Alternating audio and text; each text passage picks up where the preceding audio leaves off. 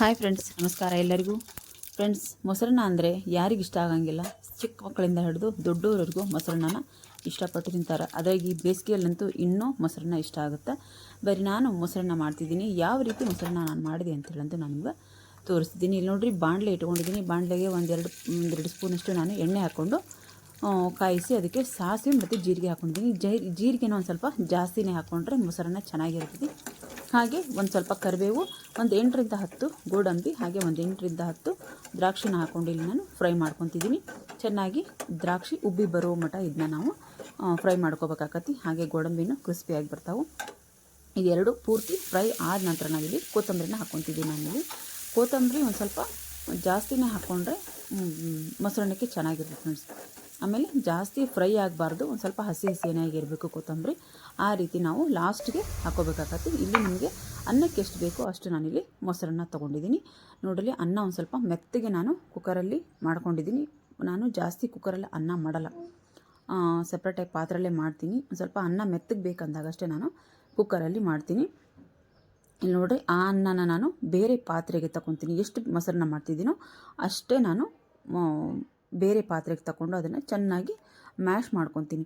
ಅಂದ್ರೆ ಅನ್ನದಗಳು ಪೂರ್ತಿ ಒಡಿಬೇಕು. ಆ ರೀತಿ ನಾವು ಇದನ್ನ ಮ್ಯಾಶ್ ಮಾಡ್ಕೋಬೇಕು. ಇದೇ ಟೈಮಲ್ಲಿ ನಾನು ಇದಕ್ಕೆ ರುಚಿಗೆ ಎಷ್ಟು ಬೇಕೋ ಅಷ್ಟು ಉಪ್ಪನ್ನು ನಾನಿಲ್ಲಿ ರುಚಿಗೆ ತಕ್ಕಷ್ಟು ನಾನು ಉಪ್ಪನ್ನು ಹಾಕ್ಕೊಂಡು ಮತ್ತೆ ನಾನು ಇದನ್ನ ಮ್ಯಾಶ್ ಮಾಡ್ಕೊತೀನಿ ಫ್ರೆಂಡ್ಸ್. ಚೆನ್ನಾಗಿ ಮ್ಯಾಶ್ ಮಾಡ್ಕೊಂಡು ಆದ ನಂತರ ನಾನು ಇದಕ್ಕೆ ಮೊಸರು ನಮಗೆ ಎಷ್ಟು ಬೇಕೋ ಅಷ್ಟು ಮೊಸರು ನಾವಿಲ್ಲಿ ಹಾಕ್ಕೊಂಡು ಮಿಕ್ಸ್ ಮಾಡ್ಕೋಬೇಕಾಗತ್ತೆ.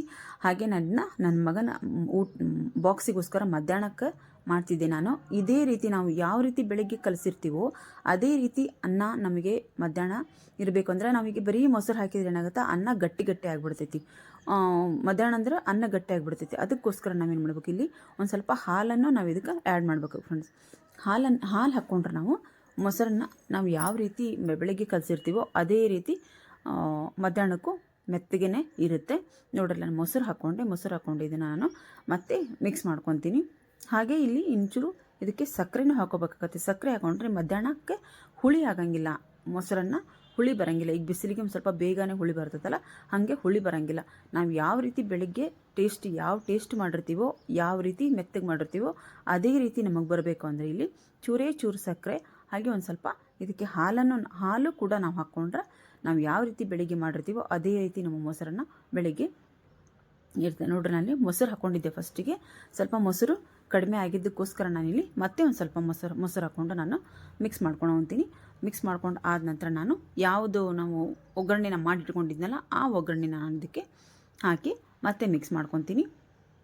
ಮಿಕ್ಸ್ ಮಾಡ್ಕೊಂಡು ಆದಮೇಲೆ ನಾನು ಇದಕ್ಕೆ ನಾವು ಟೀ ಕುಡಿತೀವಲ್ಲ, ಆ ಟೀ ಕುಡಿಯೋ ಲೋಟದಲ್ಲಿ 1 ಲೋಟದಷ್ಟು ನಾನಿಲ್ಲಿ ಹಾಲನ್ನು ಹಾಕ್ಕೊತಿದ್ದೀನಿ. ನೋಡ್ರಿ, ಈ ಹಾಲು ಹಾಕ್ಕೊಂಡು ನಾವು ಮಿಕ್ಸ್ ಮಾಡೋದ್ರಿಂದ ನಾವು ಯಾವ ರೀತಿ ನಾವು ಬೆಳಗ್ಗೆ ಕಲಿಸಿರ್ತೀವೋ ಅದೇ ಟೇಸ್ಟು, ಅದೇ ರೀತಿ ಮೆತ್ತಿಗೆ ನಮಗೆ ಮಧ್ಯಾಹ್ನಕ್ಕೆ ಅನ್ನ ಇರುತ್ತೆ.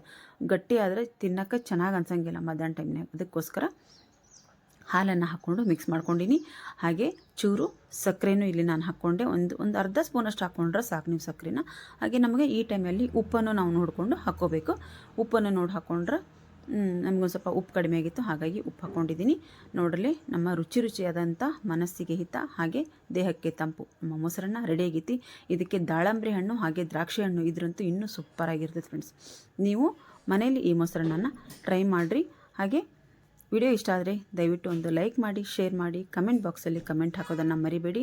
ಹಾಗೆ ನಿಮ್ಮ ಫ್ರೆಂಡ್ಸ್ ಆ್ಯಂಡ್ ಫ್ಯಾಮಿಲಿಗೆ ದಯವಿಟ್ಟು ಶೇರ್ ಮಾಡಿ. ನನ್ನ ಮಗನ ಬಾಕ್ಸಿಗೆ ಮೊಸರನ್ನ ರೆಡಿ ಆಗೈತಿ.